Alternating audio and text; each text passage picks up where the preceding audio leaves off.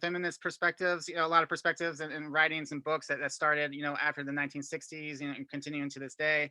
We'll talk a little bit more about that, but a lot of them talk about this importance of having this, what they call the commons, which are basically cooperatively shared resources in these communities. In European serfs or peasants, all over the world, in India, like I mean, there was no private land until Britain came and colonized them and forced capitalism on it. Same with indigenous, nations, and a lot of times there was no concept of private land until it was kind of spread throughout.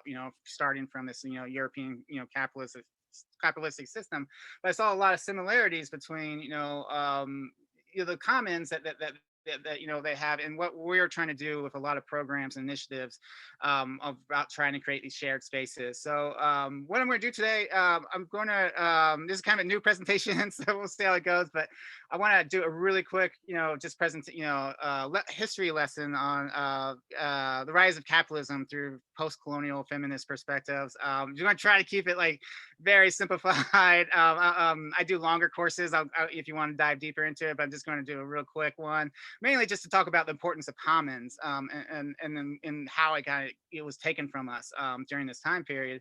And then the second half, which I'm going to set a timer for, and when we get halfway through the presentation, even if I'm talking too long about capitalism and things, colonialism, I want to go to the main part is the second, the main purpose of this presentation is the second part, where I'm going to talk about all the different, cooperative food systems that we work in DC. We're going to do a quick overview and then talk about all the different ways people can get involved. The main goal of this is we want to try to, bring more people into a lot of these cooperative systems.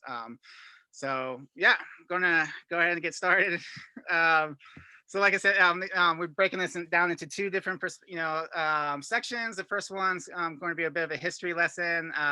We're going to get kind of critical of capitalism and colonialism. So if you're here like just to learn how to grow tomatoes, Love and Carrots is doing an awesome presentation about growing techniques. I won't be offended if you're like, but if you want to learn a little bit about our history, and then how it connects with what we're trying to do, we're going to start out with just more history lessons, and then the second half we're going to bring it back to food systems and urban ag. So if you're wondering like why is this guy talking about it, I'm just trying to establish some historical context. But anyway, let's get started. All right, so I do longer classes. I'm actually recorded classes at this point, like multimedia lectures around a lot of different topics. But one of them is I do, talk about the rise of capitalism and the loss of the commons. And a big influence of where a lot of these classes come from are these four books. I mean, they're really amazing. If you want to kind of learn about our history of colonialism, white supremacy, capitalism, patriarchy, all this stuff. These four books are amazing. Some of them are a little bit harder to read than others. I don't know if anyone's ever tried Black Marxism by Cedric Robinson. It's a tough read, but it's well worth it to get through it. Caliban the Witch is Sylvia for Federici. Amazing. I mean, if you want to understand how like patriarchy has been institutionalized in the majority of our world, and it's such a great book. Walter Rodney, that how Europe was underdeveloped. If you want to understand why we have poor countries and rich countries, it's just, phenomenal. And if you want to understand how American capitalism was created, this last book, The Half Has Never Been Told, is such a powerful book on the rise of American capitalism and the relationship to slavery. But these are four, if you're looking for some deeper dives, these are four amazing books to try out. But I want to start off just talking about the commons. So the commons, like I was saying, it's something that you can find all over the world, and throughout history. Not so much today. I mean, there's still some commons, but a lot of it got wiped out through colonialism and capitalism. But the commons is this idea of just basically of sharing community resources for the benefit of your community. Whether that's like forest land, agricultural land, ponds, anything, it's about, managing it, outside of like a market base or a government base. It's about creating, these community agreements and community understandings and boundaries and managing these resources for the communal benefit of everyone. And that's, like I said, you can find that all over the country throughout our history or the world. But really want to, we're going to focus on how that was during feudal times and Europe. But Also, yeah, I really like this Wikipedia, another source of common knowledge. You know, uh, there's a really great, I like this definition. It talks about the social practice of governing a resource not by state or market, but by a community of users that self-governs the resource through institutions that create it. So it's just this idea of creating these community resources, and then, as a community, figuring out how to manage them, for the best benefit of everyone, and for also like, to keep it, sustainable and keep it lasting as well. So during the medieval during feudalism, which is, I don't ever want to say that feudalism was a horrific time, but there was a safety net during feudalism, which was the commons, where, if your landlord kicked you off of your farm, you can actually move to the commons and live. Or if you didn't have enough food, for your family, you can go, fish in the lake, or pick, berries or things. Or if you didn't have enough money to pay rent, you can, harvest some trees and mill it up, and to make some additional money. So it was really important that it was this safety net, but it was also wasn't like a free for all.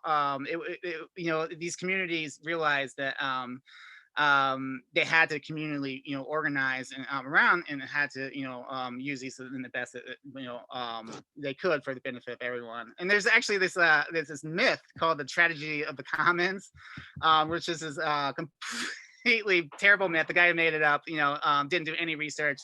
People have just destroyed this concept, but this concept has been used a lot by to push the privatization of communal resources, which is ideal. If you leave it up to community, that, everyone will be a free for all, and they'll destroy it. So it's best bet, we should privatize it and just have one company look after it, or one government.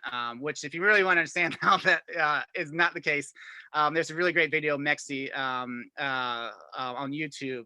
She breaks that down about just you just gotta watch it. It's just not true. And the tragedy of commons is just based on some false sciences. But definitely check it out if you want to learn a little bit more. So now we get into like kind of the rise of capitalism, and I want to start off with talking about the histography of capitalism. So histography generally means the study of history, and how history through different perspectives can mean different ways, and it can be different from like the perspective of an indigenous person, or a black person, or a white person. Those historical perspectives are going to be completely different, or oftentimes very different. And it's not about whose perspective is the most right. It's about collecting as many as possible, and trying to gather the bigger image of it. So I'm going to start off just talking about some of our previous perspectives around capitalism. But first, I want to define. I'm going to add this really quick definition on capitalism. It's called from Mark Brayshire. I really like this because most definitions, there's lots of definitions of capitalism. Most of it keeps it just as a market-based thing, or economic-based thing. But when you have a market deciding, who has access to healthcare, who has access to food, it's more than an economic thing. It becomes a social economic thing. So I like this definition. There's a social economic system in which goods and services are produced and traded in a free market. Obviously, we could probably talk for hours of what that really means, but I mean that I just want to kind of have that as a base layer. And then another thing to think about is like when we talk about, oftentimes when we talk about capitalism, socialism, communism, it's all in absolutes. Like we have to overturn capitalism, we have to overturn whatever. In reality, most of us, if not all of us, live in what we call mixed economies, where we get to pick and choose, what we want, as a public service, and what we want as a private market. Do we want housing that's private market or public service? Do we want healthcare? Do we want food?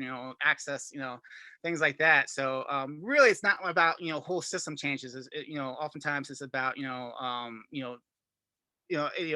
picking, intentional, changes of like, I think we should probably make that a public service, and maybe we should leave that in the market. So we don't have to be absolute about it.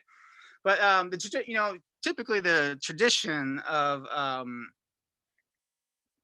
traditional perspective about capitalism, or a lot of us grew up with, especially if you take an economics class, is the economic perspective. It often, times starts with, Adam Smith. He was a Scottish, economic, I can never say that word, economist. In the late, 1700s, he wrote The Wealth of Nation, that really kind of, put a lot of language to what was happening in the emergence of capitalism. And he really saw it as, as a market efficiency. He saw it as expansion of the markets and trades, and specifically international trades. He saw huge, capital investments, starting in Venice, and then, like, the Dutch Republic. A lot of people consider that to be the first capitalist country, and they use their, capital to invest, in everywhere in the country. Even like their first mortgages, were slave mortgages, where they would back, all, where, you could be in America, in colonial America, and you can get a slave mortgage backed by the Dutch Republic to buy more enslaved people. And so it's this huge investment market, and a lot of it's, just about efficiencies, divisions of labors, privatizations, industrializations, and a lot of it starts, with the Industrial Revolution, and then kind of goes from there. So that's, again, we could talk a long time about that, but that's kind of a summary of the economic perspective. And then you have the Marxist perspective, which kind of, 100 years later, you have Karl Marx, and sorry, I forgot to hit my timer. Well, anyway, okay, so then you have Karl Marx, where he talks about, and Frederick Engels, he talks about, they wrote the Communist Manifesto, where they started seeing, it wasn't just a matter of efficiency, it was what we call conflict theory. It was about creating this class conflict between the working class and the upper class, and it was about, but there's more of this idea of this was this transition. Capitalism was a natural transition from feudalism, and then ultimately it would, transit to communism. Um, but but then we get to more post-colonial and feminist perspectives, which they agree with all that stuff. They agree with those perspectives. They agree with, all of that, but they go kind of farther from it. They start looking at, well, what's happening, in Europe at this time. What, was this really was feudalism really a transition to capitalism? And they would argue it wasn't. And particularly, Sylvia Federici, in their book, she talks a lot about how, well, what was happening in this moment, and what ultimately kind of overturned feudalism was, there was just thousands of peasant revolts all over Europe between the 1100s to 1600s. And I mean, this was everything from like worker strikes to like revolts, food riots, up until like the German, peasant revolt, which was like millions of peasants revolting in this crazy war. But they eventually they won a lot of, rights, and they won a lot of great, concessions, particularly after the Black Plague, because before the Black Plague there was just so many peasants that, you could kick if you're a landlord, or you could kick the peasant off, and then they would, find new ones. But after the Black Plague that killed something like 200 million, people in Europe, suddenly, like, peasants were high in demand, workers were in high demand, so they could use that to start, doing strikes and boycotts and things, and like, the landlords had to concede, so they won a lot of rights during this time period, and they were fighting for the, everyone was fighting in different ways and different, but they were fighting for this more egalitarian society.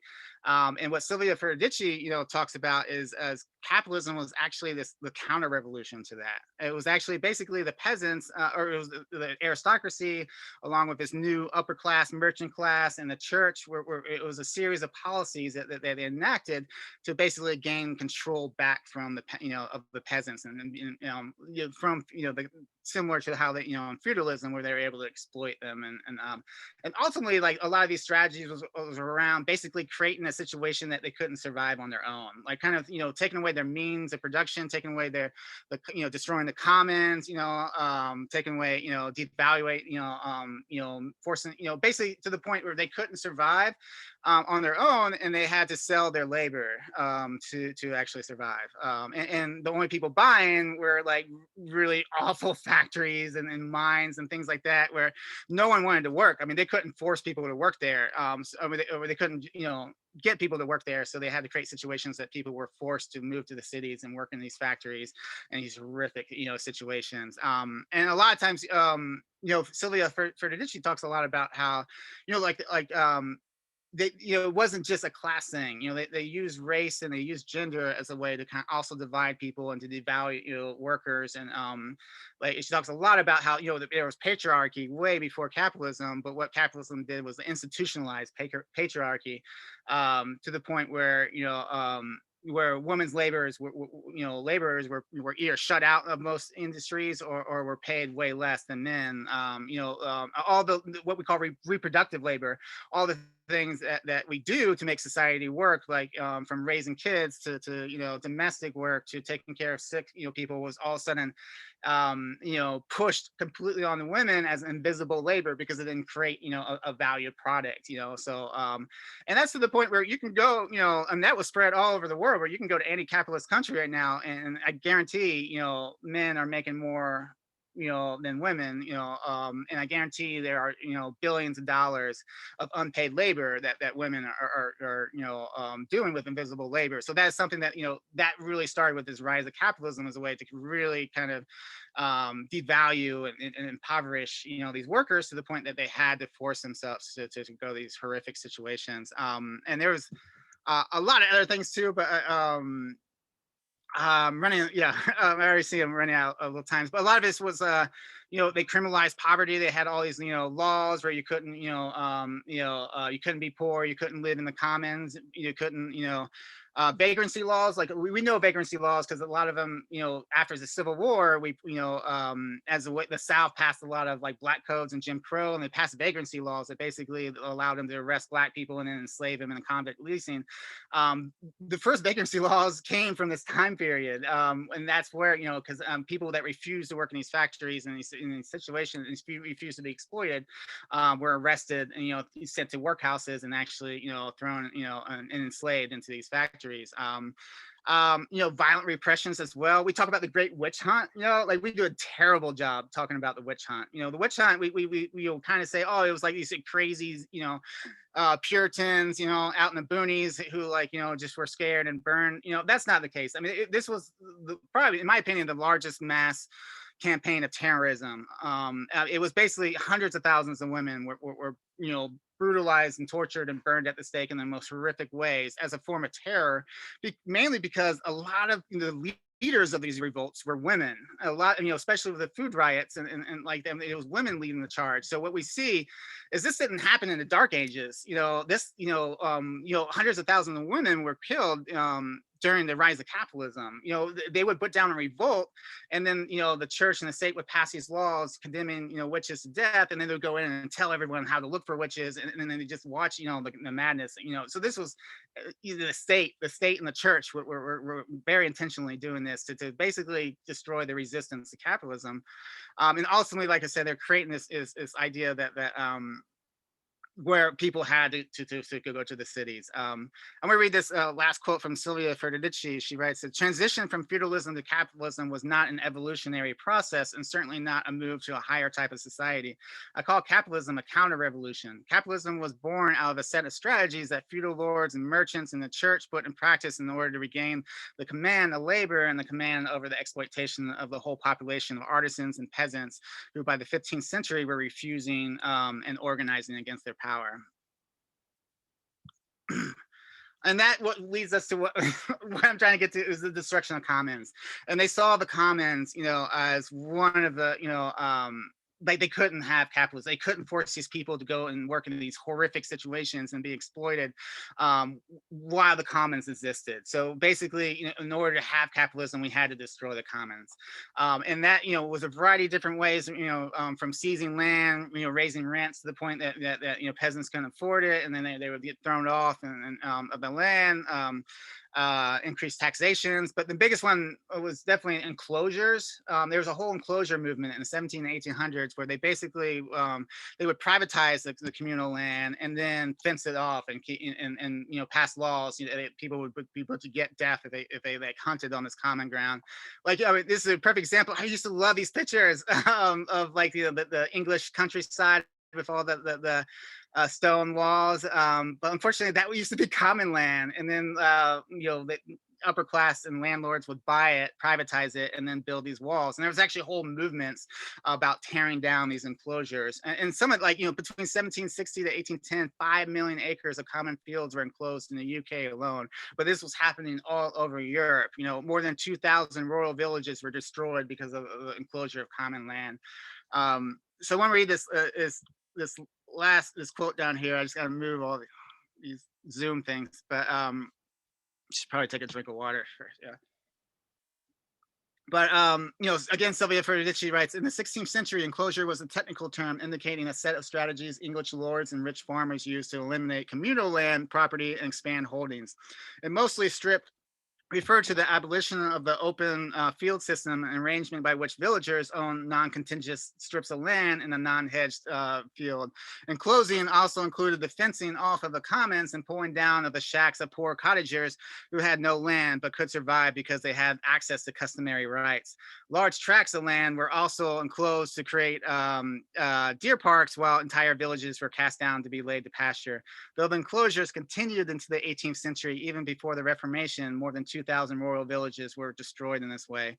As soon as they lost access to land, all workers were plunged into a dependence unknown in medieval times, as their landless condition gave employers the power to cut their pay, lengthen the working day. Not surprisingly, with land expropriation, came a change in workers' attitude towards the wage. While in the Middle Ages, wages could be viewed as an instrument of freedom in contrast to the compulsion of labor services, as soon as access to land came to the end, wages began to be viewed as instrumental of enslavement.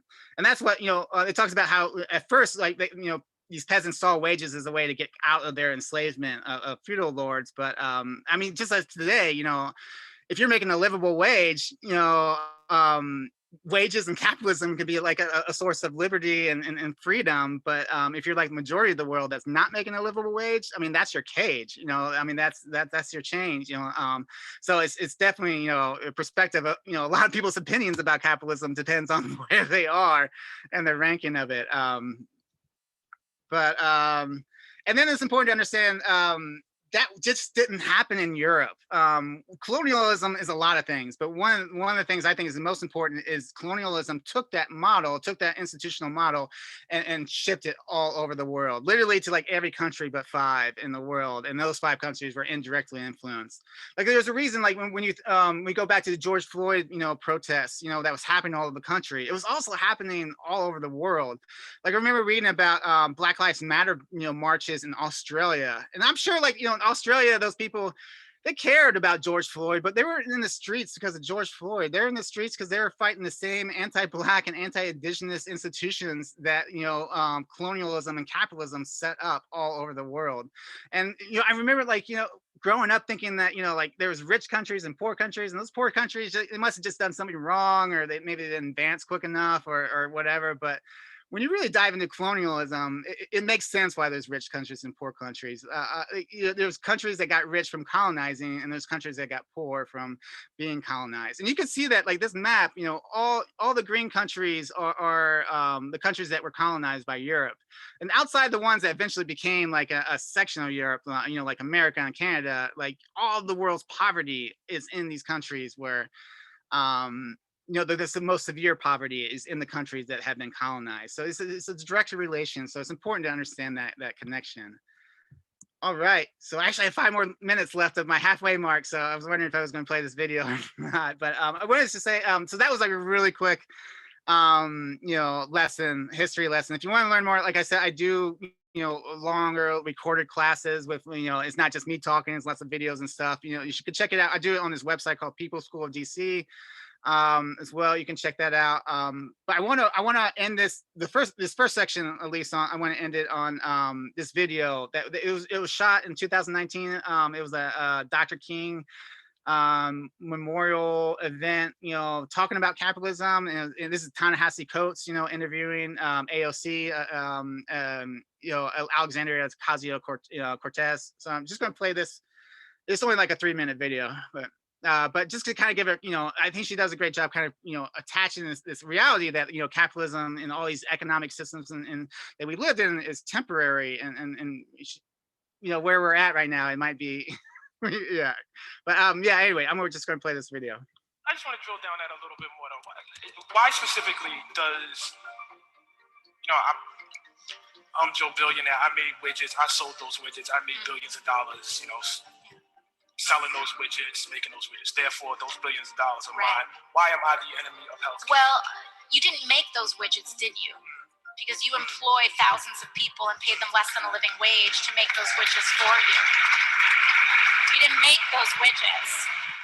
You sat on a couch while thousands of people were paid modern day slave wages, and in some cases real modern day slavery, depending on where you are in terms of food production. You made that money off the backs of undocumented people. You made that money off of the backs of Black and brown people being paid off under a living wage. You made that money off of the backs of single mothers, and all of these people who are literally dying because they can't afford to live. And so no one ever makes $1 billion.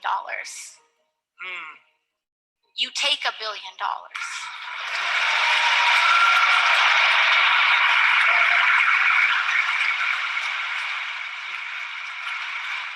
This system that we live in, life in capitalism, always ends in billionaires. If you don't do it, someone else will. It's who decides to make that choice is kind of just up to, circumstance. But this thing that we live in starves people. And that's why we have to fight for an advanced society. And, for that, I am called a radical. I am called every name in the book. But I just happen to have the view that humanity has lived in many systems and many ways that we organized our society. We have lived through monarchy. We have lived through slaveocracy. We have lived, in the times and societies that our ancestors established and were decimated. But all of this is temporary. Mercantilism is temporary. Slaveocracy evolved into Jim Crow, evolved into American apartheid. But I believe that mercantilism was temporary. And King talked about this too. When we talk about King, no one talks about the dangerous King. No one talks about the anti-capitalist King. No one talks about the anti-poverty King. And I believe that where we are right now are at the edges of an untenable system that is starting to crack. All right. So I'm hitting the halfway mark. So now I'm going to transition to. I appreciate. Thank you everyone for going through that short history lesson. But now I'm going to talk about kind of like what we're doing. Like I said, a lot of what we're trying to do right now is we're creating we're trying to bring back, recreate commons. We're trying to create communal resources that communities can organize around, can manage themselves, and can ensure that it benefits everyone outside of markets, outside of government's, control. So this is an example of this is the medieval commons, and then this is Common Goods City Farm, a really amazing farm that we saw on DC Parks and Rec land that does amazing work that I'll talk about more in a second. I want to give a disclaimer because I feel like this needs to be talked about a little bit more. So I'm going to talk about a lot of really great things that are helping communities, or at least hopefully helping. I think it's important that we invest more into communities of color. We work more. We invest in Black banking and Black businesses. We spend the time, but also we need to understand that we need reparations. There's no way around that. White people have gained an enormous amount of wealth.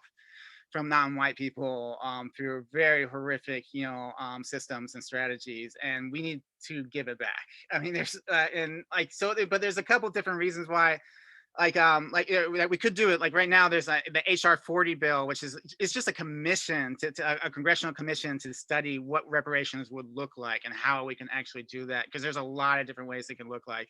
And that has been introduced in the House since 1989 and it has not passed yet. So we need to get that passed. We need to start, push politicians, but also there's a lot of ways that we can do this on an individual level as well. Like we can invest in our local organizations. So in the People's School of DC, we have a whole page full of amazing social justice organizations of color that they're working on everything from immigration reform to, food access to anti-racism. So definitely, we need to, donate to these local organizations. And then there's a really great national organization that has local chapters. They have a local chapter in DC called Resource Generation, which it really trains people on how to be very intentional and how to do personal reparations. So definitely check that out. If you need to understand why we need reparations, we need to continue to support. Don't get me wrong. Let's invest in these communities that support, these businesses. But at the same time, we need reparations. But if you need to understand why, read this, The Color of Money. It's a powerful book that makes the case of why we need this.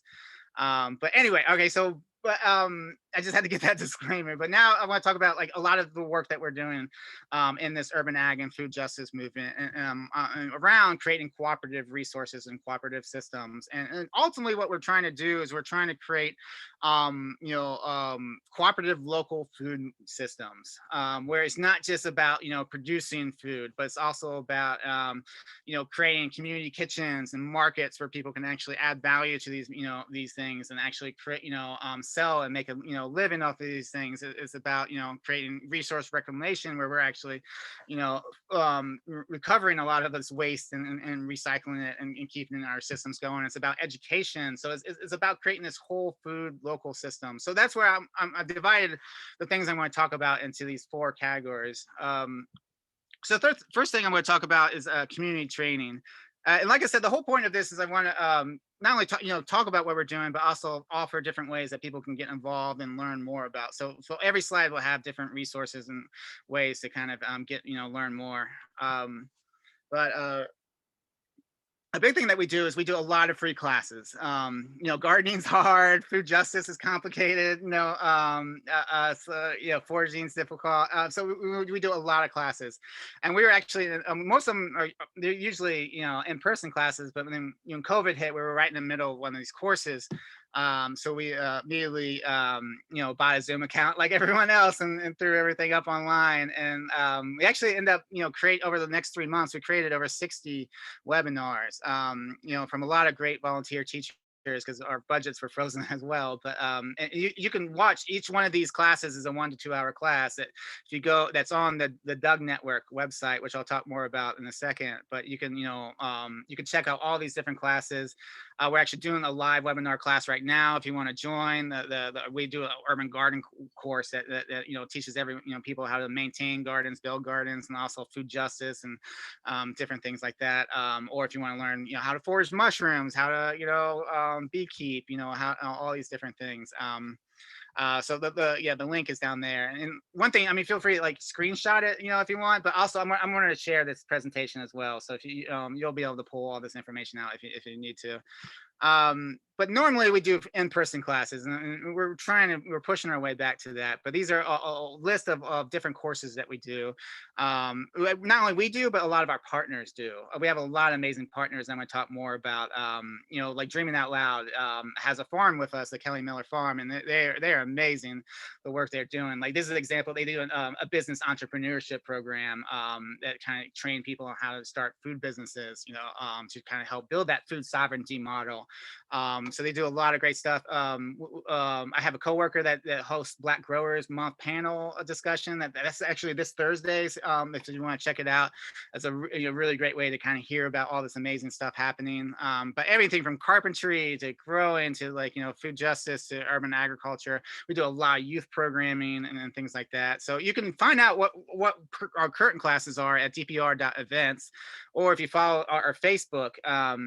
you'll hear about whenever there's a new class. We'll post it up on Facebook for registration.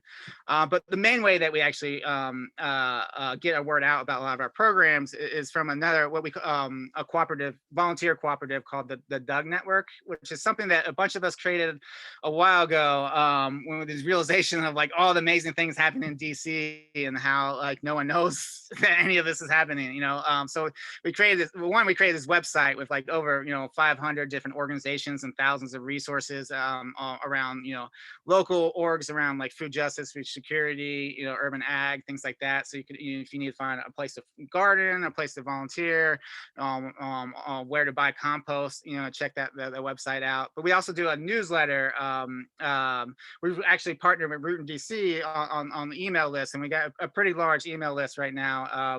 And it's just, as if you've ever seen this, is long, ugly, but very informative newsletter. It's just full of like all the workshops and programs and volunteer events and job openings. I mean, there's got to be like 10 to 20 jobs every month that's open in urban ag, grants, things like that. So you definitely like, you can go to this website, dougnetwork.org, if you're not on this newsletter, and you can sign up on our front page. But we also, started other volunteer cooperatives like the People School of DC, which is like a social justice resource hub where we try to, connect people to all the different great social justice orgs happening and movements and things happening in DC. Humane DC, if you want to avoid factory farms, everything from like restaurants to grocery stores to different items of how to actually support grass-fed, small scale local farms, and like vegan options as well. Like DC is insane about the vegan options right now. It's pretty exciting. And then like responsible consumerism and another. So these are volunteer cooperatives where the whole goal is to try to just connect people to all the amazing resources happening in their communities in DC. The next part is about community food production. So this is a big, DC's, the land of public trust. I don't know if I jumbled those words, but they often give us like the most community gardens per capita, award. Like we have I was just in a New York conference last week, and they have like 500 community gardens, but they're huge. If you look at DC, like per capita, we have more density with urban ag projects than I would argue anywhere in this country. We have insane, we have like over 100 community gardens and urban ag and farms, and on top of that, another like 120 school gardens and stuff, which is huge for how small of a city we are.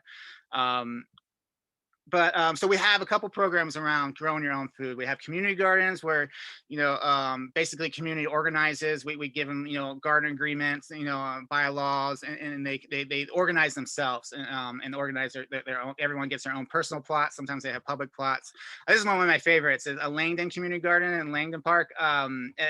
We experimented. We did 6 different types of raised bed materials, just to try to see which ones work better, and also to demonstrate the things that you can how you can build on your garden plots at home. Really cool. If you're thinking about building some garden plots, check this out, and it'll give you some good ideas on different materials to use. But a lot of times though, a lot of these gardens, they're great, but also not everyone can get a garden plot. So a lot of times they actually, become very divisive in communities and become very exclusive. So we do garden agreements, which Katie could tell you, it's kind of a crazy process in DC government, but we have an important part of a lot of our garden agreements that we're trying to push through, or called community inclusion plans, where we give, a list, 15, 20 different ways that these communities can tap into the, and becoming more inclusive with the communities, from like, building public plots to garden programs to things like that. So we really try our hardest to make these plots inclusive of the surrounding communities. And then we're starting a new production style program I'm really excited about, because sometimes we oversell urban ag. We're like, oh, just take some seeds and compost. You'll grow enough food for all your neighbors. I mean, it's hard. Growing food is hard, especially like in the midsummer day in July when the mosquitoes are out, and then you're just like, I don't want to leave my AC.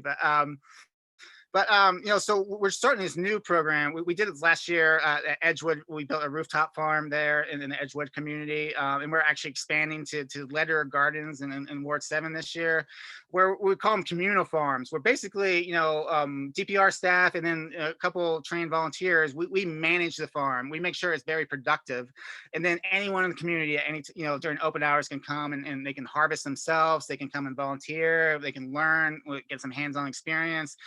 They can, schools can do field trips and things like that. And we do like weekly produce giveaways as well. So definitely, if you're into that, or if you want some hands-on experience, we're COVID safe, mask and social distance and all that stuff. It's a great opportunity to learn. And if you're close, and also opportunity to get some free produce. Like Edgewood, we just, we gave away over 1,000 pounds of produce last summer. But yeah, definitely here's some links down below. And then we have what's a program called Partner Urban Farms, where so based on one of our greatest resources, we have limited capacity. Like we have a small team, small budget, but one of our greatest resources, we have a lot of land. So we Partner Urban Farm programs is when we connect. We're very intentional about who we look for organizations that are have a strong food justice understanding, who are connected to communities, and we give them some land, give them they have to spend a year or two working with the community, getting buy-in, things like that. But then they can have land. Oftentimes they got free utilities. If we can find funding, we'll help them, build some of this. And we actually, and they build these farms either to increase production of food or to increase, educational programming and things like that. But this one's up here working with DC Greens. This is an oxen run. It got pushed back a little bit, but next year we're going to build this 3-acre farm that's called the Well. It's super exciting. And then like Kelly Miller Farm or the farm at Kelly Miller is the Dreaming Out Loud farm. We have DC Urban Greens has some farms. Common Good City Farm, City Blossoms. But another thing that we're trying to do too is these things can also be just like community gardens. They can be very exclusive, So we created this new model called a multi-partnership model, where we try to get as many partners in the community to get together to manage the garden. So we'll work with them to write bylaws and cooperative governance structures. But the idea is to not only increases capacity, but also increases accountability. So if it's just one person, and they get, decide to get lazy and not, listen to the community, with multiple people, we can, there's more, accountability as well. It's really exciting. Like Kelly Miller Farm was the first one that we tried this out on, and like, Dreaming Out Loud runs production and distribution, and they're doing a lot of entrepreneurship stuff now. But City Blossoms does youth programming, Beat Street does senior programs, and Loop Closing does compost programs. DC Central Kitchen, who actually they used to be work right next door, and I don't know how involved they are because they're not next door anymore at the Kelly Miller School. But I mean, they were working on entrepreneur stuff. So this idea of just like creating these cooperative groups that can offer more resources and also ensure that they're treating the community right. And then we're working on different innovations, because urban ag, like sometimes it's really hard to build farms in certain spots. Like we built this farm at Fort Stanton Rec Center in Ward 8, behind, way up on the hill, and we got bad estimates on the water, from installation, and they wanted a lot more money. We didn't have it, so we basically built a farm without water. And we've been working, we put up, gutters and things, and captured as much rainwater, but it's just really hard. Eventually, we were able to, last winter we just installed a solar water well, which I believe is the first solar water well in DC, where we have it goes 300 feet down, and it taps and it uses solar panels and pumps up and just ensures that the cistern's completely full, so they can water their garden at any time. And then Edgewood, we're trying to really push. DC is like the leader in green roofs. We have an insane amount of green roofs. But I'm really trying to push that we could do better than green roofs. So green roofs are typically, like 2 to 4 inches of soil. They're like, soilless media, like expanded shale. They collect some stormwater. The whole point is they're supposed to collect a lot of stormwater, because that's a huge issue that I don't have time to get into. But then you have to contract people to like maintain it and to weed it. If you don't, they become invasive seed banks that just shoot invasive plants all over. But what we tried to do with Edgewood as a pilot, and we're going to keep on pushing, is instead of the 4 inches, let's make it 12 inches of soilless media. Let's add compost into it, and then let's turn it into a farm. And it's like the most productive farm that we've ever. I mean, it's the perfect amount of fertility and drainage, and we have community groups that are maintaining it for us, and it's soaking up so much more water than green roofs. Some people would argue with me on that, but I'm convinced like this is where it's going to be. Or this is way better. So we're trying to expand this, and because we build like 1 or 2 rec centers every year or renovate them, so we're trying to start and presenting these at community meetings and get more community buy-in and start. We're trying to do more rooftop farms. So it's almost 7:30, but as long as it's still okay, I'm gonna go 7:40 since we started a little late, and I should definitely be done and by 7:40. And I'm happy also to stick around too if there's questions as well. But we just have a couple more slides.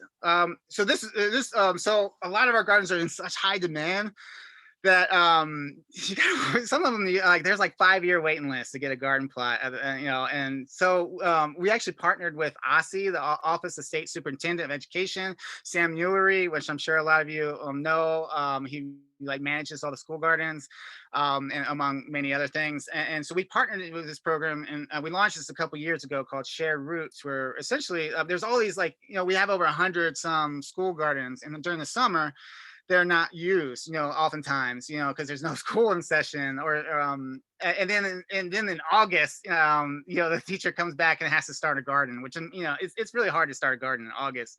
So we did this program where we, allowed people that can't find a place to garden, they can actually we'll match them to the school garden. They can grow the school garden, give away food, they can keep the food, and then when the school starts up, they hand this like fully functioning garden over to the teacher. And then we also expanded it to like homes, like if people that have yards but they don't have the capacity to do gardens, we're matching people with homeowners. And or if you have a garden plot or someone that has a mobility issue, we're matching them. We're trying to not make it like a system where you can jump with waiting lists, but if there's people that already have plots that need help, we can match you with them, and everyone shares the food. So definitely check that out. I believe we canceled it last year because of COVID, but I think we're like 90% sure we're going to do it this year. But and then we have a lot of garden support systems like garden tool shares and greenhouse cooperatives where like the greenhouse cooperative, schools and nonprofits can grow a bunch of seedlings themselves. They manage themselves. They have bylaws, and then but they grow extra, in exchange for using this, they grow extra food and seedlings and that we use in a lot of our low income programs. So it's kind of a win-win situation.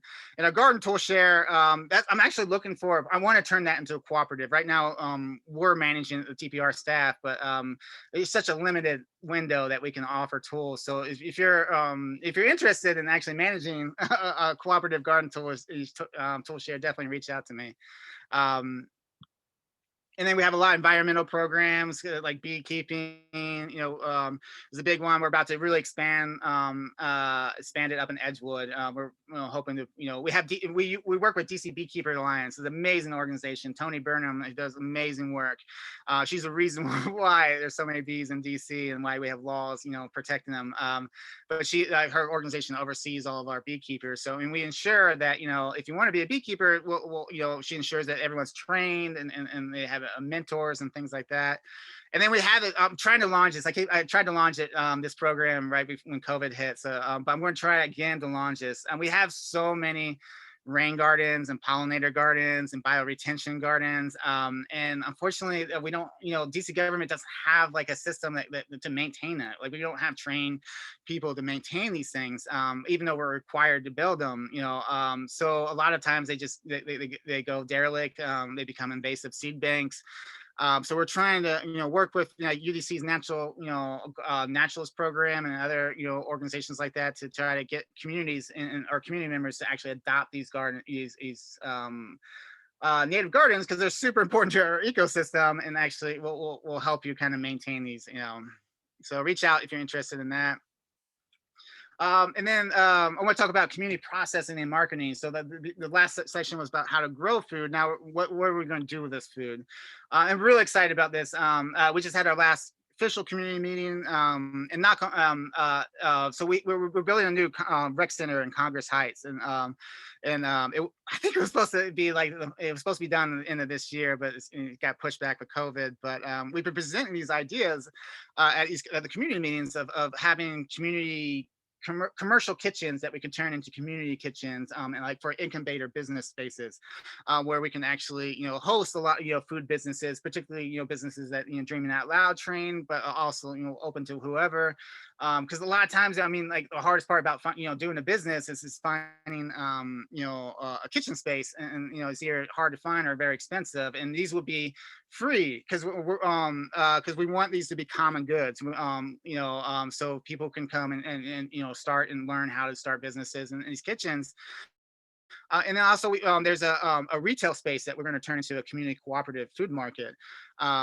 And I'm really excited about this because this is a kind of a pilot, but we have 60 some rec centers in every single ward, and we're constantly revamping and retrofitting them and building new ones. So if this goes well, we could, this could be a great way to build grocery stores all over the DC, through, because instead of like, letting the free market decide who gets, a grocery store or not, we can actually turn it into a common good, and we can actually start, hosting them in public spaces. So I'm really excited about this. So definitely reach out if you're interested in getting involved, and hopefully this is just the beginning. And on similar lines, we worked with this design company to design these shipping container food co-ops, so retrofitted shipping containers. And we're working with different organizations right now that are trying to find spaces to start food co-ops and grocery stores. And I'm hoping by the end of this year we'll have our pilot ready to go. Somewhere like there's a couple different sites that we're checking out right now and east of the river. But this is another way where if you can't fit a grocery store inside a rec center, we could just plop down a retrofitted shipping container, and that could be a grocery store as well. And then, man, our partners is just doing an amazing job right now, particularly around COVID, of getting food out to the community. This is a stock photo, but this is a perfect example. Like Dreaming Out Loud does all these markets, and when COVID hit, it wasn't that safe. They didn't feel safe, so they actually have drive-through, CSAs and markets and things like that. And like, he's really really cool. They also do like a CSA where they partner with rural farms and then urban farms, Black farmers, in both urban and rural, and to do these like combined CSAs. We do a lot of different community stores and things like that. Produce giveaways. We've been working a lot with mutual aid, getting produce in the community. This is one of the most exciting parts. So their Dreaming Out Loud was in the middle of this, their of their dream program, training businesses to be food businesses, right when COVID hit, and a lot of organizations like the World Central Kitchen, were trying to hire people to feed their communities. So they were able to they were perfectly situated where basically they got paid to start feeding the local communities and giving away meals, and like just I don't know what they're up to right now, but I know in like the first like 6 months or so, I mean they're pumping out hundreds of thousands of meals east of the river, in their neighborhoods. Like I think it was like 200,000 by the end of 2020, and I don't know where they're at right now, but it's such amazing program when we're situated, like because we look at our food. I think hopefully this is a wake up call for our food systems as we're watching like like these farms till in millions of pounds of produce because their distribution networks are collapsing under COVID. And at the same time, we're seeing lines 5 miles long for food banks. I think this could be a wake up that we need a better food system. And I think this is a great start, great way to kind of build local food systems, with what a lot of our partners are doing right now.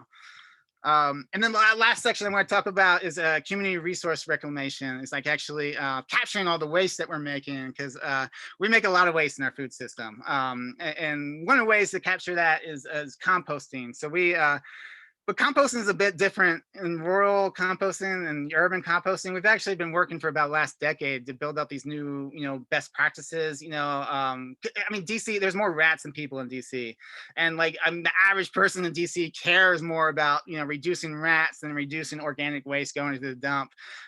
So we had to kind of revamp, and we made these new best practices. we worked with urban farm plans to design this compost bin that's like rat proof and mouse proof and smell proof, and we organized these, and we built 56 of these bins and organized community cooperatives where there's managers and members, and they all have responsibilities. They're not just volunteers, they're cooperative members with responsibilities. And they're right now we have over 1,500 people all across the city composting in these self-sustaining cooperatives. And it's really exciting, and some of them are figuring out different ways, like different systems to even increase the cooperative or increase the amount of composting. And then we're working with Loop Closing. It's a really great composting organization, but we were working with them to design this app because a lot of times it's really hard to get data. So they designed a Google Suits app that anyone can upload on their phone, with the hopes of like people can actually start recording how much waste they make, or how much waste they recover and compost. Because I mean, that's one of the leading causes of greenhouse gases, is sending organics to the dump. So it's huge, so not only does it keep track of like, your stats, like you can weigh it, and then like it has, you can make competitions, like who's composting the most in your cooperative, or which cooperative is composting the most. We can also, streamline best practice measurement, and troubleshoot things and stuff. So we ran the first phase. We did a phase with 4 co-ops last year, and it went really well, but there's all this feedback, and I was right about I was just about ready to give a contract to Loop Closing to incorporate that feedback and launch it for all of our sites when COVID hit and our budgets were frozen. But as soon as I get a budget back, we're gonna, or if anyone has like $5,000 they want to invest into this, reach out to me, and we could. This is all public, so I just presented about this in New York City, and like once we have it, fully operational, people can take it, elsewhere as well. And then the last slide I'm going to talk about is DC Food Recovery Working Group. So this was his realization, insane. We waste an insane amount of food. Something like 1/3 of all the food we grow ends up in the dump, and then at the same time we have an insane amount of food insecure families. So we need to. In this better food system that we're creating, it needs to be a closed loop food system where we don't waste things. So a bunch of us, 50 some for-profits, nonprofits, government agencies, got together back in 2015 and decided to create a working group where we would not only develop new food recovery initiatives, but also help cross promote and bring awareness to what was happening. Some of the things is we got like a food runner program to come down to DC. That's basically this app where a lot of people have food to donate, but they can't transport it. So you just sign up on this app, and then it shoots it out to these people, and it coordinates. So it's really awesome, and it's a really easy way if you want to get involved in food recovery. It's an awesome way that it takes like 10 minutes or 10-15 minutes. We passed the Safe Good Food Act, which removed all the barriers on food recovery, like expiration dates that mean absolutely nothing, but forces people to throw away all kinds of food. And we create a resource hub. If you want to learn more about food recovery, check out that website. And right on. So, last thing, I'm at my hour, but it was really cool. The other week, embarrassingly, I didn't actually know who he was, but the second gentleman, came out to Dreaming Out Loud Farm, Douglas Emhoff. I actually had to I was like.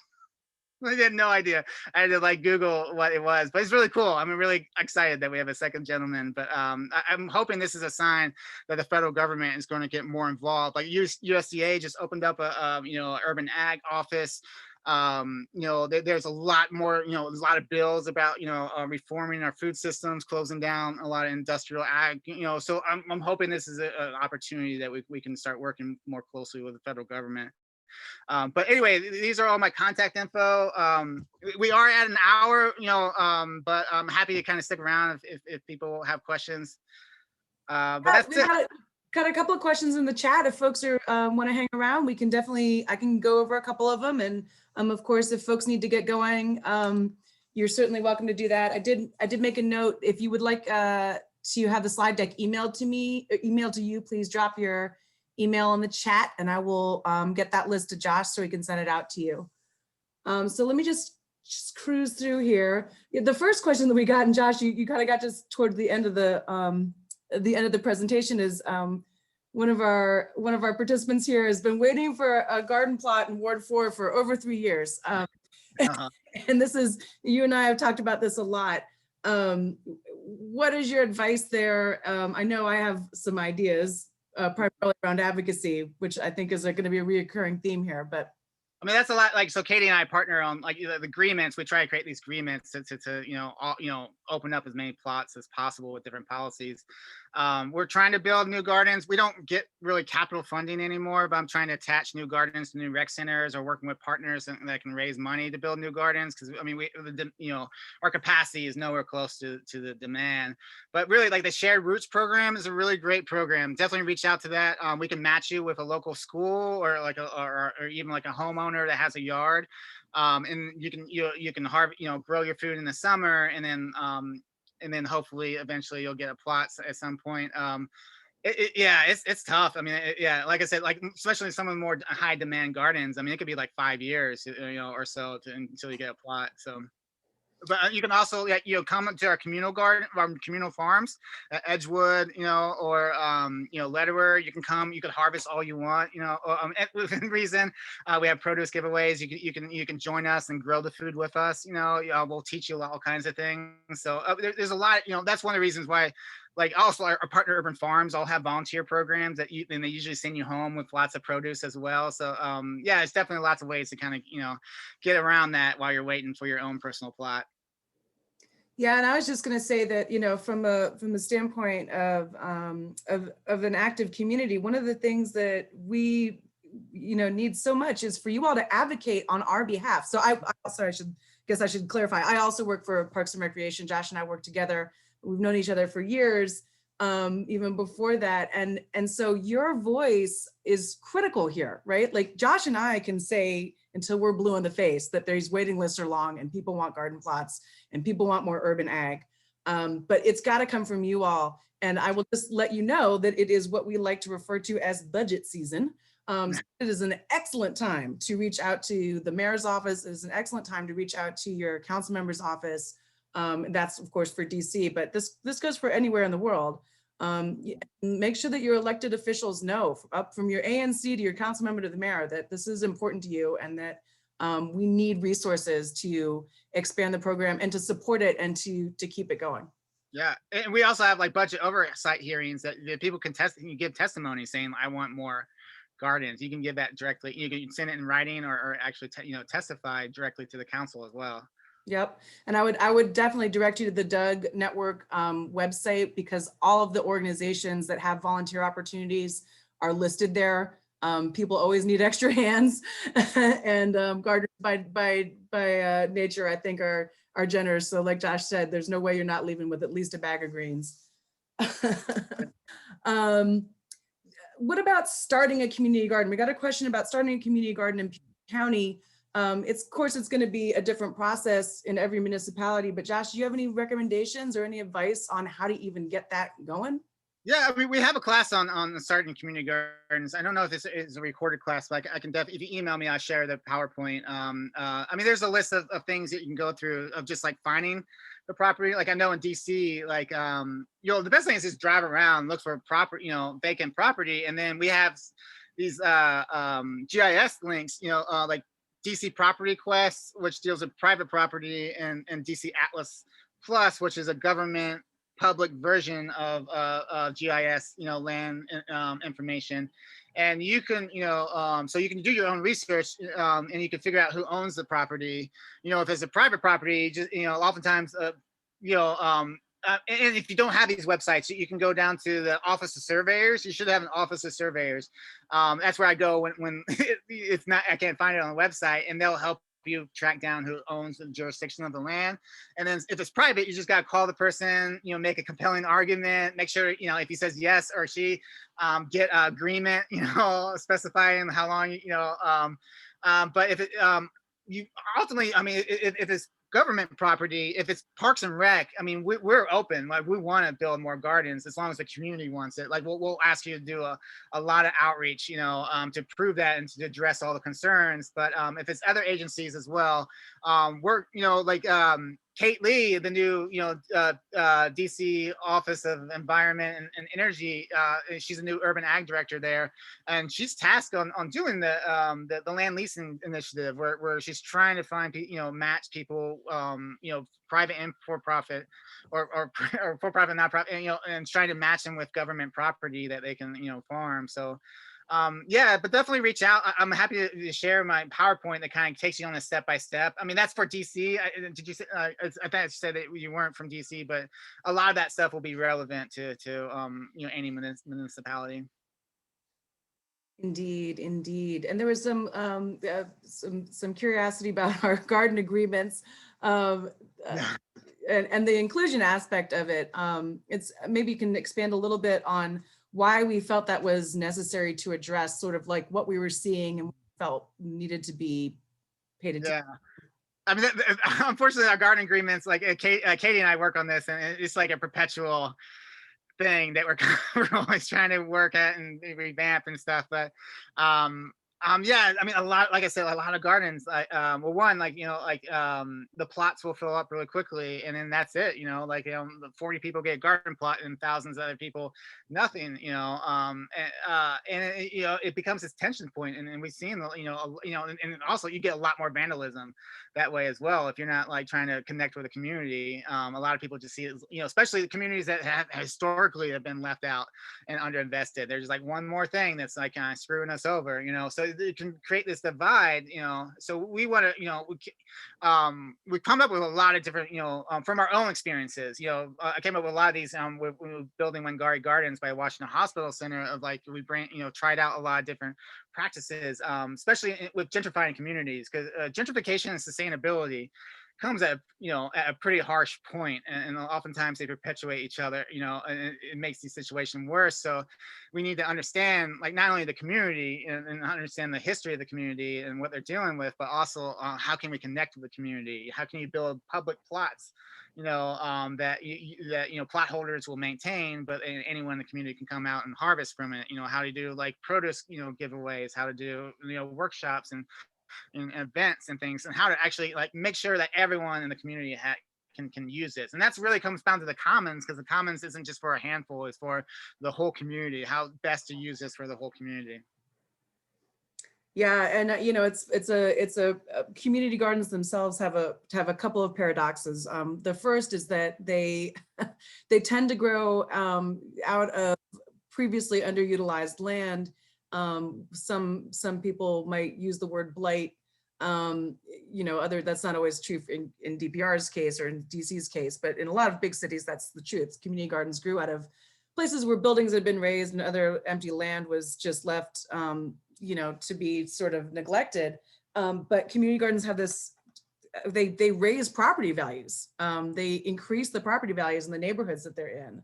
So they have this paradoxical thing where, a dedicated group of neighbors will see an ugly plot of land and say that could be more, and they work their tails off to make it more, and then it contributes to them being priced out of their own neighborhoods.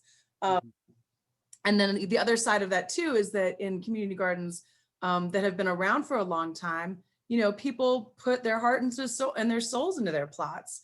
And so, if a garden fills up and nobody leaves, then, people can be in a plot for 5, 10, 15, 20, 35 years. And although the dedication is awesome, and we know that they've put so much work into it, it becomes exclusionary. And so it's this balance that we sort of have to like negotiate, how do we make it so that you're rewarded for your hard work and your dedication, but you're not preventing other people from experiencing the same thing. And it's we haven't come up with a lot of great answers yet. So if I have ideas, we're always open to them. Yeah, no, I mean, we haven't perfected this. I mean, we have a lot of things you could try for sure, and some are effective as well.